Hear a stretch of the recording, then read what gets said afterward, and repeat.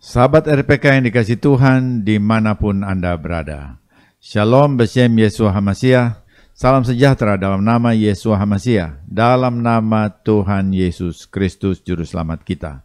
Selamat mengikuti siaran Tekiyah, Telaah Kata Ibrani Alkitabiah bersama saya, Gembala Benyamin Obadiah, Ketua GKMI Gereja Kehilat Mesianik Indonesia Jakarta.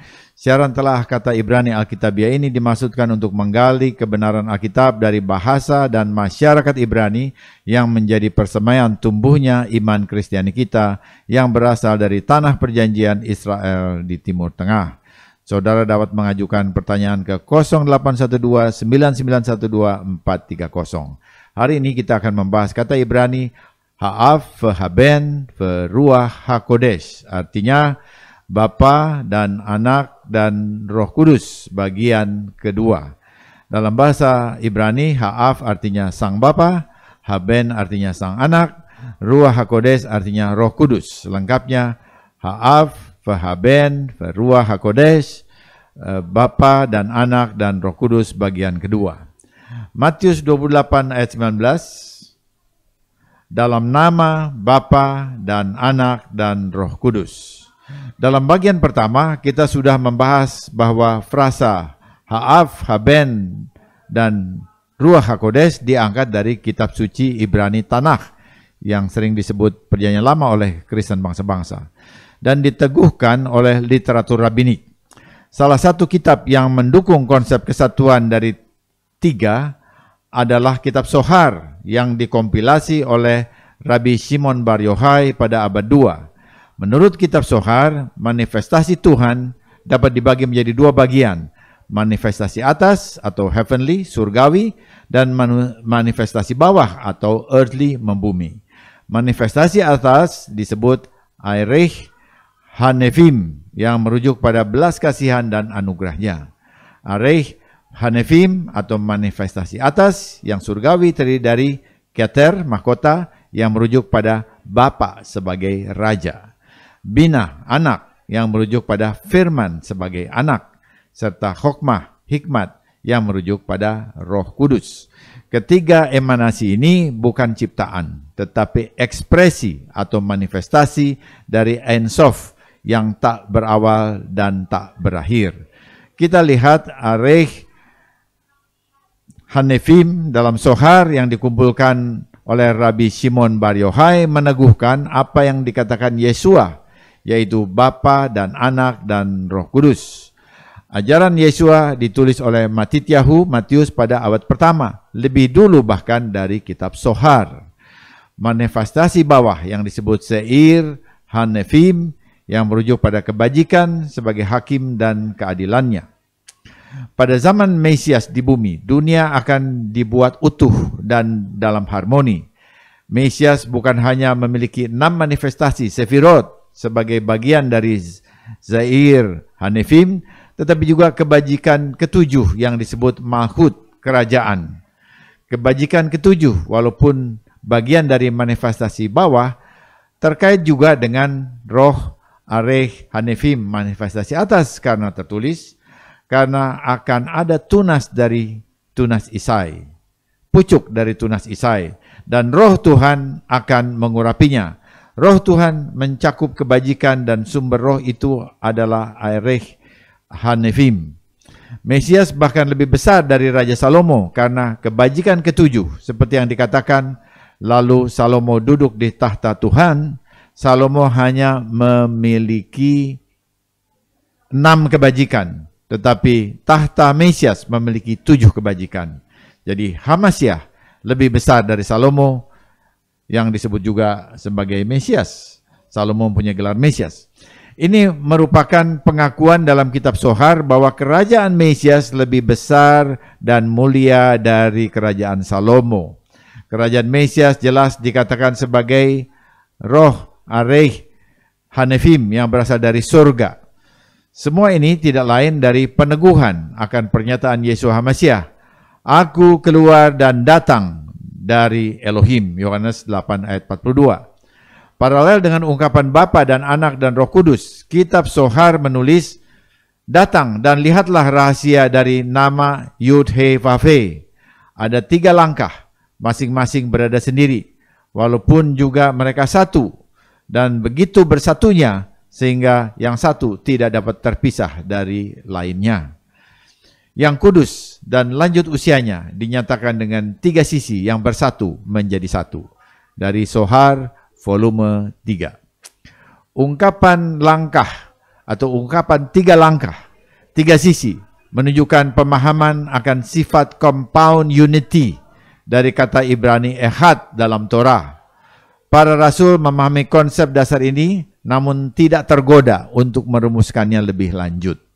Lebih dari itu, mekanisme hubungan di dalam diri Tuhan tidak dapat dilukiskan dengan kata-kata manusia.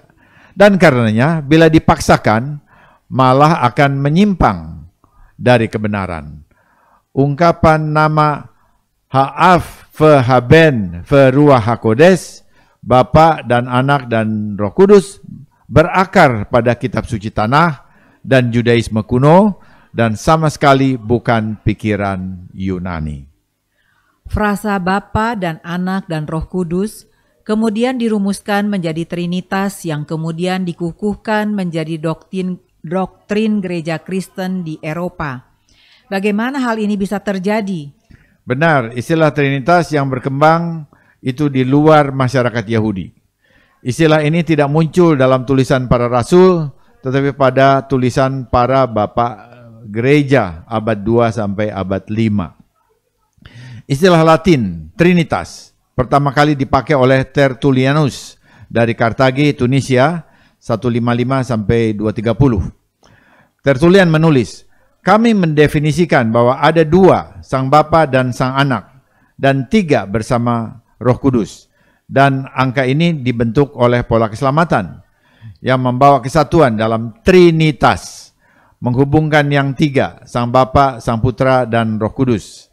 Mereka 3 bukan dalam martabat atau dignity, tetapi dalam derajat atau degree, bukan dalam hakikat atau substansi, tetapi dalam bentuk, bukan dalam kuasa, tetapi dalam jenis.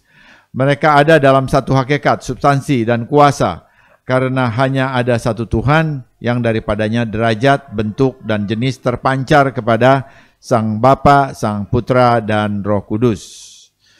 Dalam bagian ini, Tertullianus menuliskan pemahamannya akan kesatuan Bapa, Anak, dan Roh Kudus yang dikaitkan dengan pola keselamatan dan menyebutnya dengan istilah Trinitas. Kemudian ia menjelaskan pengertian yang melekat dengan istilah Trinitas. Mereka 3 bukan dalam martabat, bukan dalam hakikat, dan bukan dalam kuasa. Mereka ada dalam satu hakikat, substansi, dan kuasa karena hanya ada satu Tuhan. Dari satu Tuhan yang disebut Trinitas, inilah diturunkan Bapa, Anak, dan Roh Kudus. Trinitas dipahami menjadi payung bagi Bapa, Putra, dan Roh Kudus. Kita lihat dengan memperkenalkan istilah Trinitas dan mencoba menjelaskannya, Tertullianus sudah memasukkan variabel baru dalam persamaan untuk menjelaskan hubungan-hubungan dalam diri Tuhan yang tidak akan pernah dilakukan oleh orang Yahudi. Dalam bagian lain, yaitu Against Praxis 9, Tertullianus menulis, Sang Bapa tidak sama dengan Anak, karena ia berbeda dari lainnya dalam modus keberadaannya. Karena Bapa adalah keseluruhan substansi, sedangkan Putra merupakan turunan atau derivasi dan bagian dari keseluruhan. Seperti yang dinyatakannya sendiri, Bapakku lebih besar daripadaku, Yohanes 14:28. Dalam Mazmur, posisi lebih rendah terhadap Bapa digambarkan sebagai sedikit lebih rendah dari malaikat. Mazmur 8 ayat 5, dikutip dalam Ibrani 2 ayat 9. Jadi Bapa dibedakan dari Anak karena lebih besar dari Anak, seperti juga Dia yang memperanakan adalah satu dan yang diperanakan adalah lainnya. Dia yang mengirimkan adalah satu dan Dia yang dikirimkan adalah lainnya. Dan Dia yang menjadikan adalah satu dan Dia yang melaluinya sesuatu dijadikan adalah lainnya. Dalam bagian ini Tertullianus menunjukkan perbedaan antara Bapa dan Anak dengan memakai ucapan Yesus sendiri bahwa Bapa lebih besar daripadanya. Di sini ia menunjukkan adanya semacam hierarki dalam hubungan bapa dan anak. Nampaknya ia melihat ayat yang berkonotasi berbeda dengan rumusan sebelumnya dan ia mencoba memadukannya. Kita lihat Origen dari Alexandria 186 sampai 253 dalam bukunya Contra Celsus menulis, kita yang mengatakan bahwa dunia nyata ada di bawah Dia yang menciptakan segala sesuatu, menyatakan bahwa Sang Putra tidak lebih perkasa dari Sang Bapa, tetapi lebih rendah terhadapnya. Dan keyakinan ini didasarkan pada perkataan Yesus sendiri, Bapa yang mengirim aku lebih besar daripadaku. Dan tidak ada di antara kita yang begitu gila untuk menyetujui bahwa anak manusia adalah junjungan di atas Tuhan. Tetapi ketika kita memandang Juru Selamat sebagai Tuhan, Sang Firman, dan hikmat, dan kebenaran, kita sesungguhnya berkata bahwa Ia mempunyai kuasa atas segala sesuatu yang sudah ditaklukkan kepadanya dalam kapasitasnya, tetapi bukan berkuasa atas Tuhan dan Bapa yang memerintah segala sesuatu. Ini bisa dibandingkan dengan 1 Korintus 15 ayat 27. Jelas Origen juga melihat hubungan non-linier antara Sang Bapa dengan Sang Anak. Sebaliknya, Arius dari Alexandria, Mesir, 256 sampai 336 melihat hubungan anak dan bapa secara linier. Arius melihat Yesus dalam posisi sebagai anak Tuhan melalui proses adopsi. Ia menggabungkan Ibrani 1 ayat 2, pada zaman akhir ini Ia telah berbicara kepada kita dengan perantaran anaknya yang telah Ia tetapkan sebagai yang berhak menerima segala yang ada. Oleh Dia Tuhan telah menjadikan alam semesta. Dia hubungkan dengan Lukas 2 ayat 52, dan Yesus makin bertambah besar dan bertambah hikmatnya dan besarnya dan makin dikasihi oleh Tuhan dan manusia. Arius menyimpulkan bahwa Yesus berubah karena Ia menjadi anak di dalam Trinitas melalui penyempurnaan hikmat dan keilahian secara bertahap. Dia harus berubah karena tanpa perubahan Ia tidak dapat menjadi sempurna. Karena Ia berubah, maka Ia berbeda dengan Bapa dan tidak berubah. Bapa yang tidak berubah, maksud saya. Karena itu Ia berubah, maka Ia adalah ciptaan seperti manusia. Ini Yesus. Namun bagi Arius, Kristus bukan sekedar manusia biasa. Sesuai dengan Injil Yohanes, surat Ibrani, surat Korintus, dan surat Kolose, Arius meyakini bahwa Sang Anak adalah pencipta dunia yang pra-eksisten. Dikotomi antara pra-eksisten dan makhluk ciptaan membawa Arius pada kesimpulan bahwa ada suatu waktu ketika firman itu belum ada. Ini berarti firman diciptakan lebih dahulu, lalu melalui firman itu Tuhan menciptakan langit dan bumi.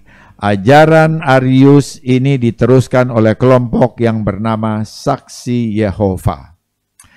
Kita lihat hubungan antara Bapa dan Anak dengan istilah Trinitas menjadi multitafsir.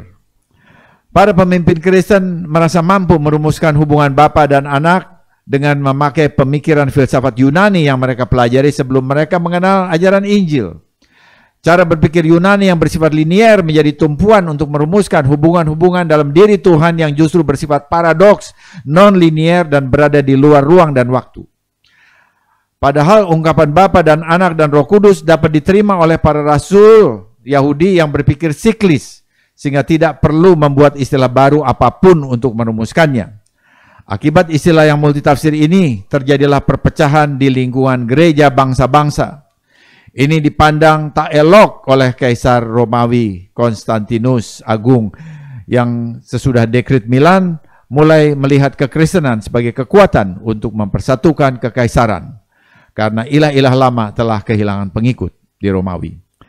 Untuk tujuan stabilitas politik kekaisaran inilah Kaisar Konstantinus memanggil para uskup untuk melakukan sidang besar Konsili Nicea tahun 325. Konsili Nicea utamanya ditujukan untuk menyikapi klaim pengikut Arius bahwa firman atau logos itu tidak sepenuhnya ilahi.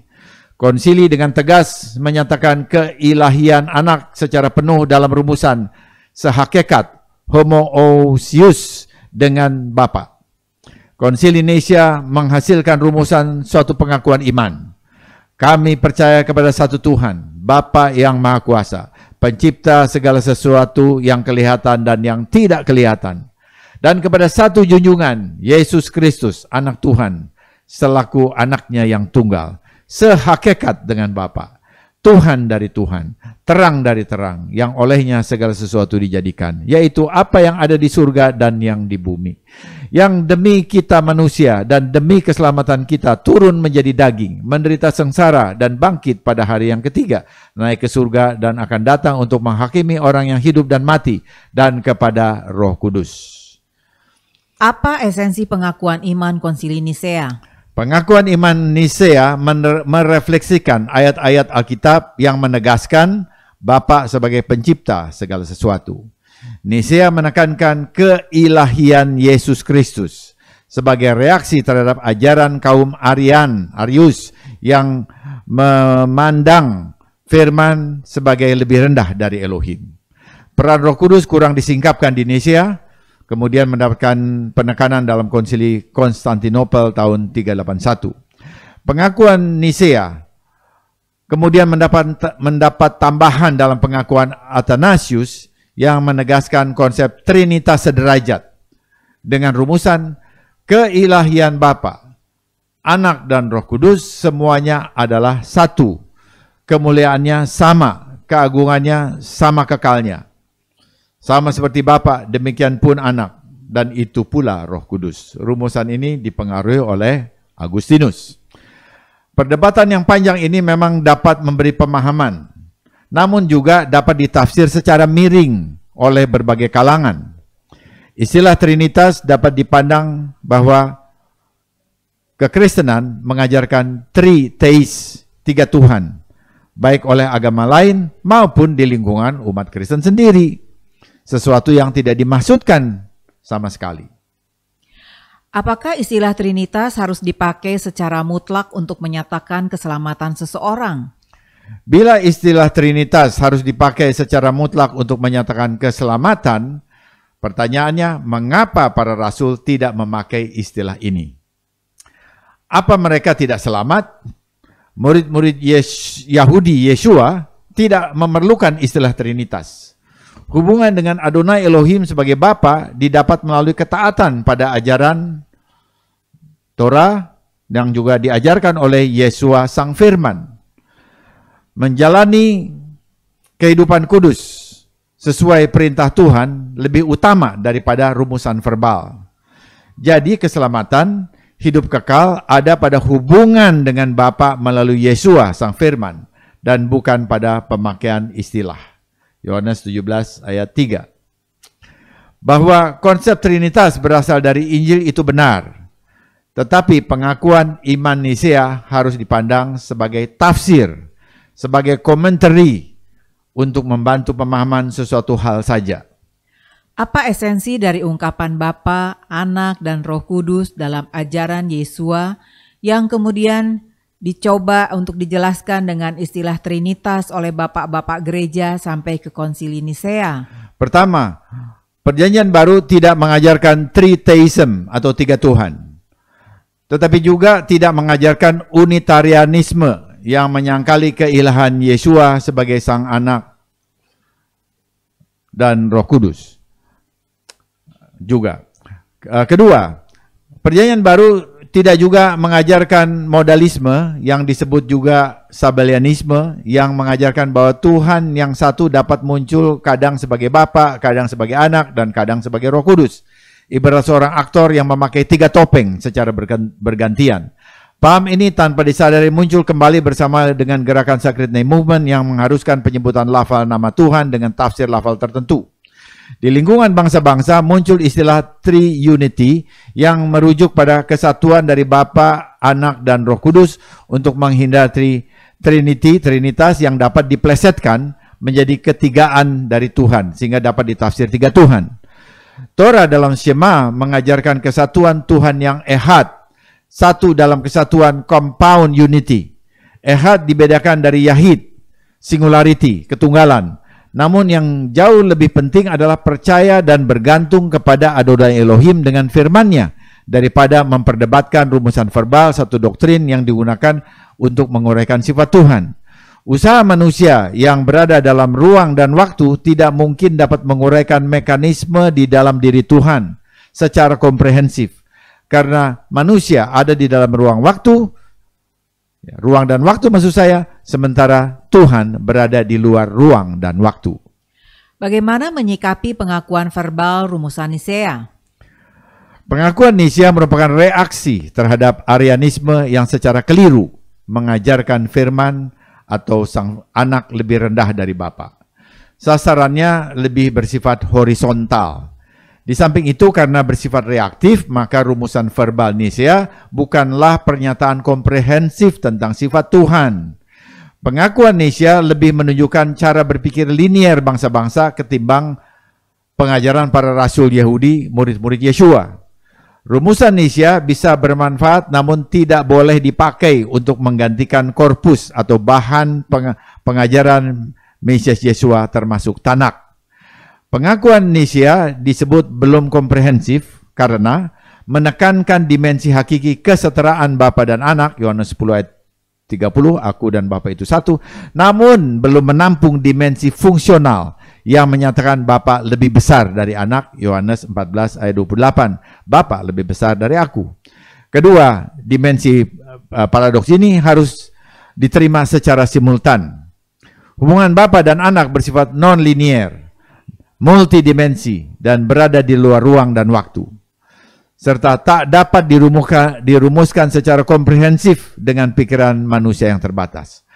Sebagai orang percaya, kita menjunjung seluruh kitab suci dari Kejadian sampai dengan Wahyu di atas kepala kita, sementara rumusan Nisea, Trinitas, merupakan komentari. Semoga siaran ini memberkati saudara. Informasi bagi saudara. Ibadah Syabat Mesianik GKMI akan disiarkan secara live streaming di YouTube. Subscribe channel Kehilat Mesianik untuk mengikuti ibadah dan pengajaran akar Ibrani secara online. Bila saudara diberkati oleh siaran Tekiah dan mau kembali memberkati siaran ini, saudara dapat mengirimkan dukungan dengan menghubungi Happy di 0811 910 814, 0811 910 814. Adonai Ehad, Tuhan yang Ehad diekspresikan dalam Bapa dan Anak dan Roh Kudus. Tiba saatnya saya Gembala Benyamin Obadiah dan Penatua Ira Obadiah mohon diri dari ruang dengar saudara. Sampai jumpa pada siaran mendatang. Yeshua keselamatanku, Torah kesukaanku, menuju kepenuhan bangsa-bangsa. Shalom.